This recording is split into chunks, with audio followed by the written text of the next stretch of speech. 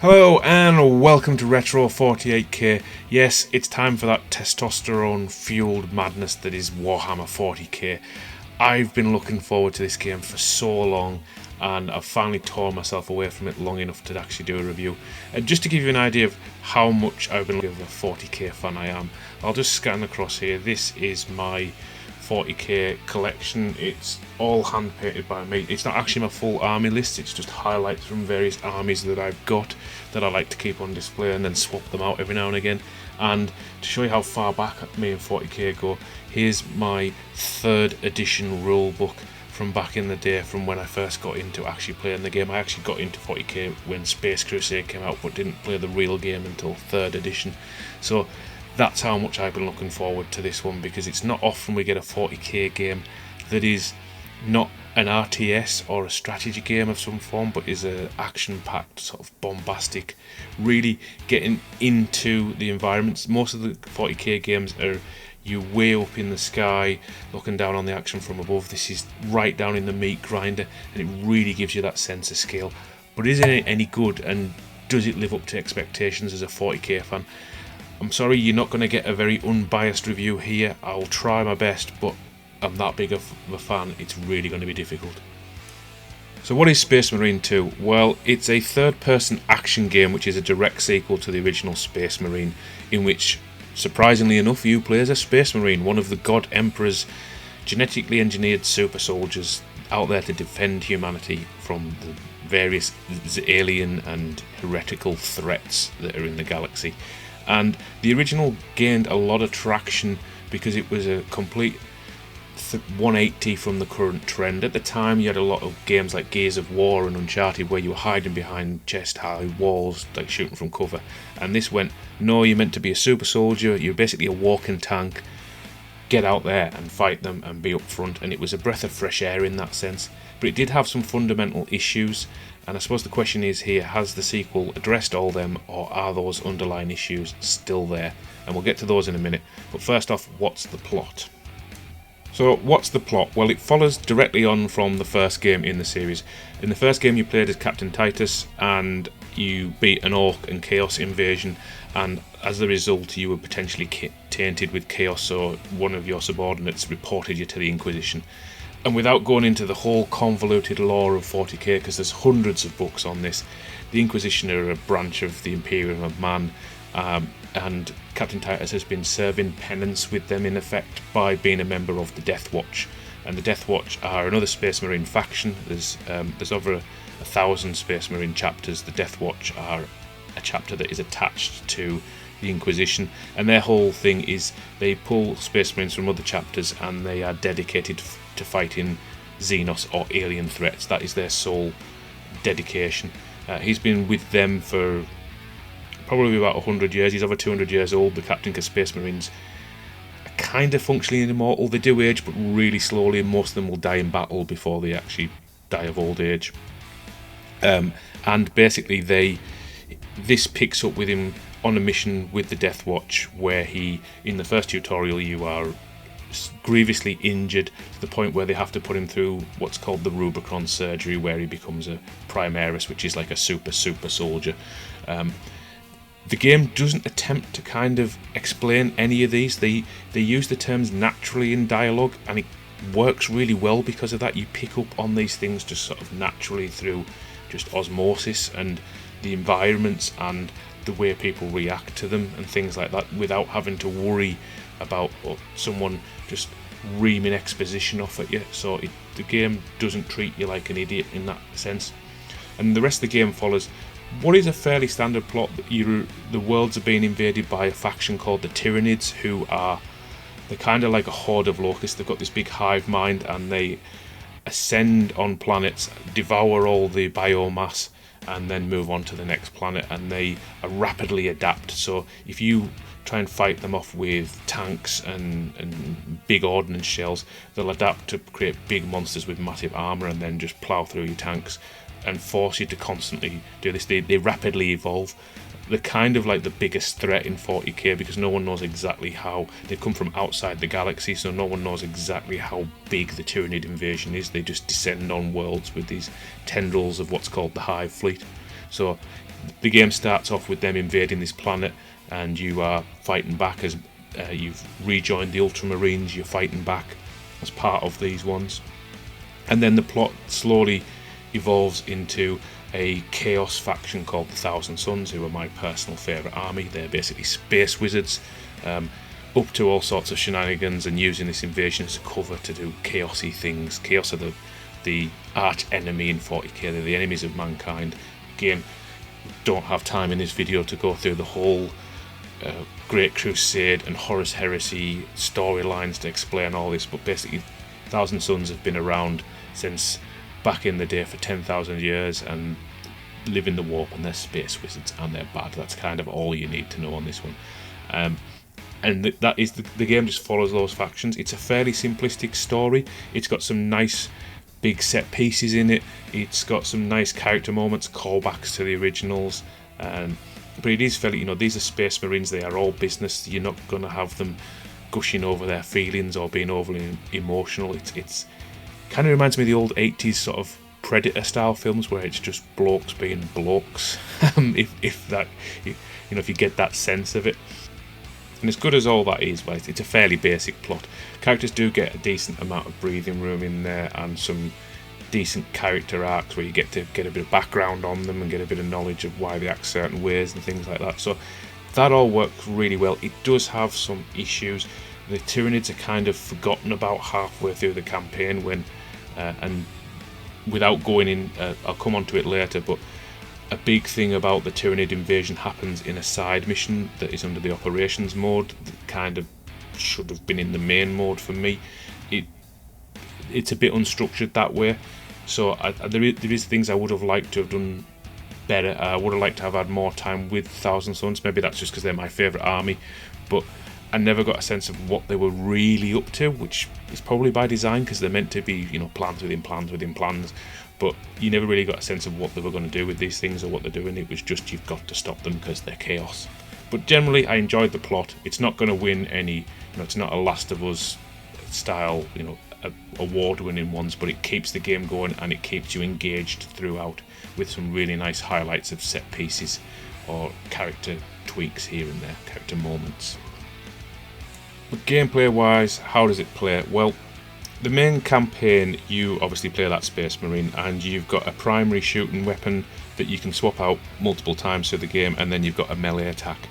Again, you can swap your melee weapon from a chain sword to a power sword to a power fist or thunder hammer at certain points in the game.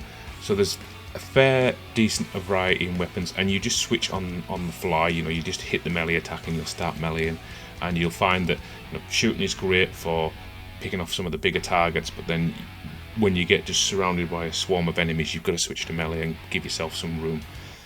The game has a shield and a health system, and the combat is structured to force you to be in engagements. Your health, your shields will gradually go down, your armour in effect, will gradually go down, and you have to do punishing finishes to gain armour back and to gain health back based on dodging and things like that. So it does force you to keep engaged. It's a bit, if you've played Doom and doing the finishes, you want to be doing that thing. You want to be running up, getting an enemy weak, quickly doing the finishing move on, and then next onto the next one, and constantly keeping that rhythm going. Thankfully, the finishes are all brilliant and spectacular and gory as hell, and don't outstay the welcome because you will be doing them a lot. The downside to the combat in the first one was that once you got to the bigger enemies and you weren't just ploughing your way through small ones and you just bounce off them, it didn't feel as good. Whereas in this one, they've implemented a parry and dodge mechanics into it, so you'll get blue symbols, and sometimes you don't need to see the blue symbols, you can just parry anyway, and you'll get orangey red symbols that mean that you can't parry and you've got to dodge. And again, it just adds that extra layer to it, so combat against the bigger enemies, you can feel how powerful they are, but it doesn't take away from your character, and I think that's a really good enhancement to combat. If it does take a bit of getting used to, because you can sometimes be fighting on with a swarm and then suddenly have to start parrying a big Tyranid warrior that's whipping you at the same time, so you do have to juggle a lot in combat. You've then also got special abilities. Now, in the main campaign, you just have the one sort of special ability mainly, which is your you can power up and you get your health back, and you get a sort of temporary boost across all stats. Unless there's some missions where you'll get jump packs and things like that, which again is nice. It stops it feeling too repetitive. It just mixes up that action a bit for those missions. The other side of things though is in the other modes. So the game has two other modes as well as campaign. It has operations mode, which is player versus the environment, and then it has a eternal war mode, which is player versus player. Player versus environment one is up to 3 players, or you can go in a solo with 2 AIs. I really recommend going in with other players because the AI isn't brilliant in these modes, and it does want you to be working together in a lot of cases. And the AI, while will always come and help you and doesn't seem to die very often, it can be frustrating when you're trying to deal with a big enemy and the AI is just off shooting other stuff, and you're like, focus on this, help me out here. But generally these modes are a lot of fun, and you will be replaying them a lot. But within these modes you also have different classes that you can go have. You've got the assault mode for just charging in, and you fire a grappling hook and pull yourself in. You've got my favourite, the bulwark, which you sacrifice your primary ranged weapon for just a single pistol ranged weapon and a sword and a shield, and you're there just as basically a tank, just to absorb damage and distract enemies while the other guys take them out. Then you've got your classic snipers, your heavy gunner, your tactical marine, and all these have different abilities, and those same classes carry over to the player versus player one, which is basically just a arena mode. While the player versus player mode is fun, and I've enjoyed it quite a lot playing it, it is very bare bones. There's only about 3 maps, there's only 3 game modes, and I think people will get quickly frustrated. However, the developers have got a roadmap for a lot of releases, so expect that to expand upon as we go through the year. Back to the operations mode though, there was 6 missions on release, there's now a 7th, so they are constantly adding to that, and just in the wealth of things to unlock in this is massive. So in this mode your Space Marine can be entirely customised. You can change, much like on the tabletop, you can change the colour schemes, you can change the symbols on the pauldrons, you can change the type of pauldrons they have, you can change the helmets they have after you've unlocked them. There's so much to unlock here, and then each weapon also has specific skill tree that you can unlock, and a class that has a specific skill tree that you can unlock. So you are going to be churning through these, constantly unlocking things, and it's really rewarding that way. And it forces you, you can't just play on the easier difficulties and constantly unlock. Where you'll get to a tier on, say, a weapon where you have to play and win at least one match on veteran difficulty, or the equivalent of veteran difficulty, to get a component that allows you to unlock into that next category of the weapon. So I think it's like relic class or something like that, and then once you're in that, you can then go back to earning experience on the lower levels, but it just means you at least once you've got to have beaten that bigger difficulty. And I really like that, to force people to push themselves to get better, plus you get more experience on the higher difficulties, so it's well worth trying. In terms of downsides to the gameplay, there's decent enemy variety here. You've got, under the Tyranids, you've got a good group of their army there.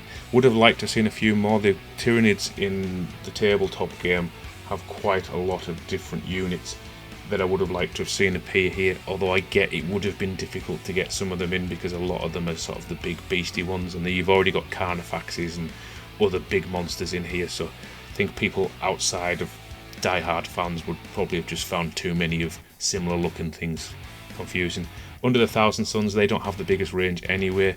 They are meant to be a lot of the Thousand Suns without going into the full lore. You've got sorcerers, and then you've got rubric marines, which are souls basically turned to dust and trapped in their armour and automated by just what's left of the essence of that soul and a sorcerer controlling them. So they are fairly generic in terms of that. They do have some, they could have added some more demon units in there to mix it in and do that way.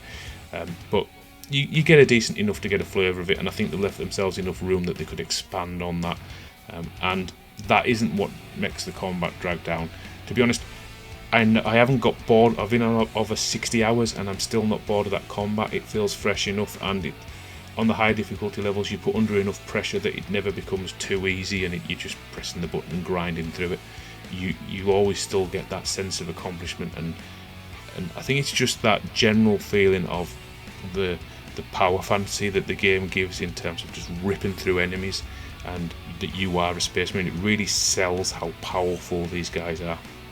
I think if I was to say any downsides, there'd be little nitpicky things. So, for example, it can be quite easy to get yourself locked in animations and then just absolutely just creamed because you've then been stun locked by a whole bunch of enemies on harder difficulty levels. You know, if you're trying to parry, if you've already been hitting a little guy, then that's it. You've committed to that animation.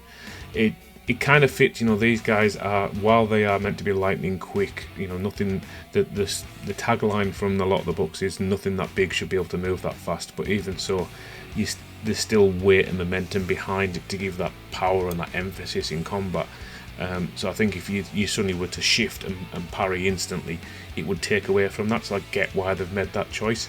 In terms of just general ones, I do think that because of the nature of a lot of the operations missions being, you know, you repeat them, you get to the higher levels, people will find that a bit grindy if you're trying to max out all those classes in there. And plus the classes themselves, again, if I'm being nitpicky, it's fine in PPE. Each class has got its own distinct purpose in PPE, in player versus environment, but in the PPP they are not balanced at the minute at all. You'll find a lot of people will just pick the same 3 classes because they are pretty well balanced and the others not so much so. But other than that, there's no real gameplay downsides that I could point out. From me anyway. Graphically, I think the images I've been showing speak for themselves. It looks brilliant, and the thing that I think this really does so well over the original is that sense of scale of the battles. The original give you a sense of scale in terms of there was titans in it where you had to climb up in for a level and things like that, and you kind of got a sense of how big some of the stuff in this world is. But this one gives you the sense of scale of just the environments being that big and the action going on in those environments. So it's not just here's a big gun, but it's, here's a big gun and thousands of Tyranids swarming around it, and I'm not even showing you, I don't want to spoil some of the big set pieces because they are immense in this, just with tanks riding over the hill and las fire and lines of Imperial Guards shooting. The scale is just any Warhammer fan's wildest dream come true is the scale on this game. It is brilliant, and the graphics keep up with that. And it's not just a sandbox, a skybox out in the distance where they've animated a lot of stuff. There's plenty of missions where you're like, oh, look at that lot, and there's, you know, a swarm of Tyranids running along the horizon, and then they'll just turn with the swarm engine. It's really impressive. The flock of them will just turn and then start towards you, and then just clambering over each other like World War Z to get up the wall and attack you. And it feels like you're in the middle of an invasion. It really does. And to the point where, even though the Thousand Sons are my favourite faction, I find the Tyranid levels much more fun to play just for that sense of just being swarmed and in the middle of this fight for the life for the planet. Which kind of brings me to the end of this. I mean, like I said, there are things I could be really nitpicky about in terms of the lock into combat, or I would have liked to, you know, the Thousand Sons, again, favourite army, and I would like, but as a general bad guy, you know they're after a device. You don't really know what they plan to do with the device or what they're doing with the device, other than it's warp shenanigans. And it would have been nice to flesh that out a bit more. Sometimes there's a lot of dialogue going on in while you're fighting, and it's one of the reasons why, on a rare occasion, I actually have the subtitles turned on this, because when you're in the middle of a fight, it's very easy to lose track of what people are saying over the Vox units. So there are nitpicky things like that you could point out, but as a 40k fan, this is just, you know, it checks every box. I really, if you're a 40k fan and you haven't bought, what have you been doing for the last few months? Just go and buy it now. Everyone else, if you like third-person action games, then again, I have no trouble recommending this whatsoever.